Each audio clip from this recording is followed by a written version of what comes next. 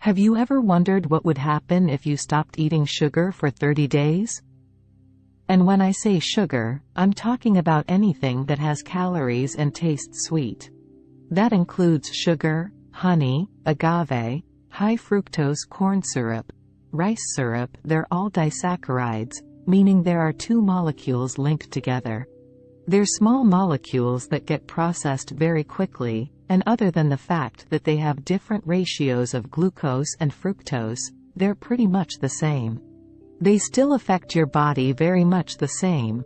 Glucose raises blood sugar and spikes insulin, causing insulin resistance over time, and fructose clogs up the liver and causes insulin resistance that way.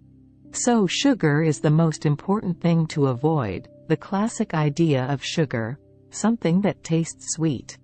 But we also want to be aware of the other type of sugar, which is polysaccharide, also known as starch.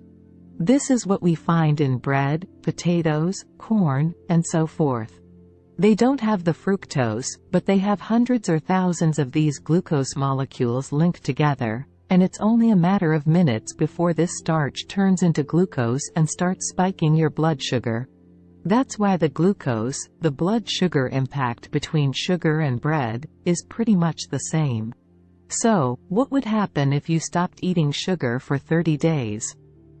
Let's talk about some of the short-term things you would notice, some of the mid-term benefits, and the long-term benefits, with special emphasis on what happens to the brain.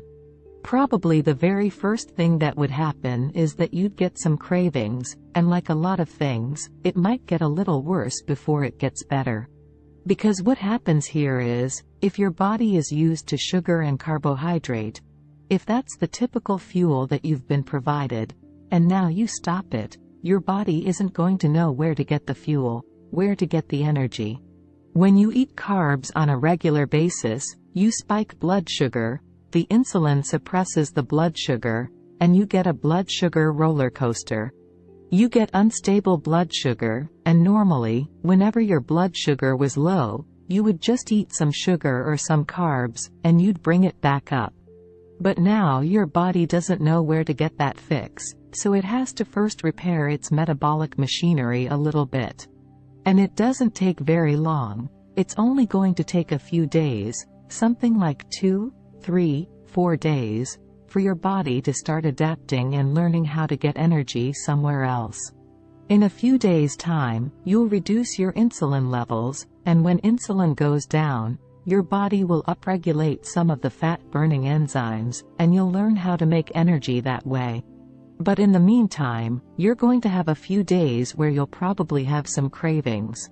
So just stick with it, because the first few days are probably the only big hurdle.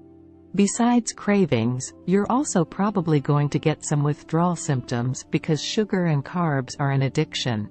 And just like cocaine and heroin, they feed into a reward pathway in the brain that has to do with dopamine. When we trigger dopamine, we get an initial sense of pleasure, and that's why we seek out these things, that's why we get tremendous pleasure from them. But in the long run, when we get habituated, now that turns into dependence, and now it's more like a baseline that if we don't get it, now we feel horrible, and that's what the withdrawal is all about. And like Wayne Dyer used to say, an addiction is when you can't stop doing something that's hurting you. And that's what sugar and carb addiction can do to our bodies. It can hurt us in so many ways. But let's talk about the midterm benefits of giving up sugar for 30 days. One of the first things you'll notice is that your energy levels are going to be much more stable throughout the day. When you're not spiking and crashing your blood sugar, you don't have these energy slumps throughout the day.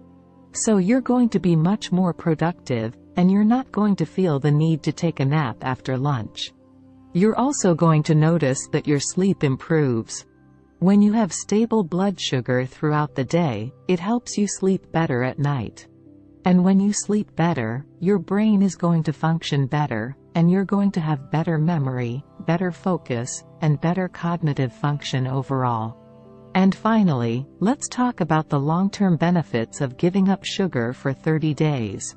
One of the most important long-term benefits is that you're going to reduce your risk of chronic diseases like type 2 diabetes, cardiovascular disease, and even some types of cancer. When you constantly spike your blood sugar and insulin, it leads to insulin resistance, which is a precursor to type 2 diabetes. And when you have high levels of insulin in your body, it can damage your blood vessels and increase your risk of cardiovascular disease. And finally, there's a lot of research showing that sugar and insulin can fuel cancer cells, so reducing your sugar intake can actually reduce your risk of cancer. So, if you're up for the challenge, try giving up sugar for 30 days and see how you feel. It might be tough at first, but the benefits are worth it. And who knows, you might even find that you don't miss sugar as much as you thought you would. If you liked this video, please show your appreciation with a like, and consider subscribing to our channel to not miss the next content. Thank you for your attention.